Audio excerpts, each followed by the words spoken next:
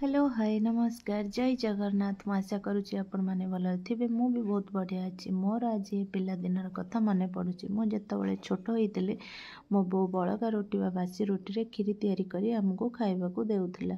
से जो बास्ना आउ एते टेस्टी जे खाइबाकू बढ़िया लागुथिला। जेते हेले भी मो बो हातर ए सुंदर रेसिपीटी आज मु आपण मानक पई नै आसीची। देखंतु एठी किछि कढ़ाई रे मु मिल्क नेइची। तापरे मिल्क गरम होला परे इलायची किछि गुंड करिकी पकेइबा।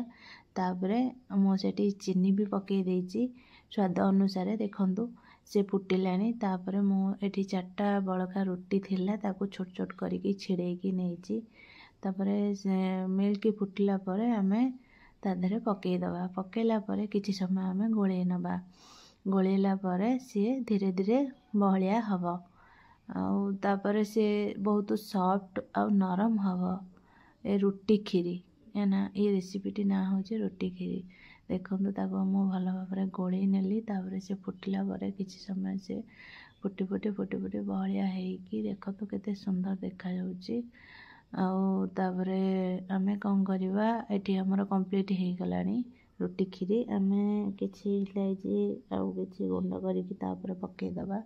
ता फ्लेवर बास्ना भी बढ़िया आसीबो। एटी मो झियो जगिकी बसचे मामा ये कोन नो आइटम बनौची और मते खाइबाकू दबो। तापरे एटी मोर कंप्लीट हे गलानी। देखंतु मो झियो बसिकी एटी चाहिकी रहिची कोन आइटम मामा बनौची आजी। तापरे मु कोन करिली ना ताकू किछि समय पई छाडी देली ठंडा होई गला। तापरे मु गोटे प्लेट साहाय्य रे ताकू बाड़ी की नेकी गली नेकी मो झियो को देबी। देखंतु मो झियो देखिकी कहूची बहुत बढ़िया हैची मामा। तापरे मु ताकू नेकी खोई देबी। ने टिके टेस्ट कर कोन लागुची। से खाइकी कहला मामा बहुत बढ़िया हैची मो मामा बनैची। आउ लाइक शेयर सब्सक्राइब मो चैनल को करिवे। आउ आपण मानक घरे भी आपण मानक मामा को कहंतु एई परी भाबरे रोटी खीरी बनैकी देबे। खाइबाकू बहुत टेस्टी आउ स्वादिया मध्य। रहिली नमस्कार जय जगन्नाथ सांग माने शुभ सकाळ।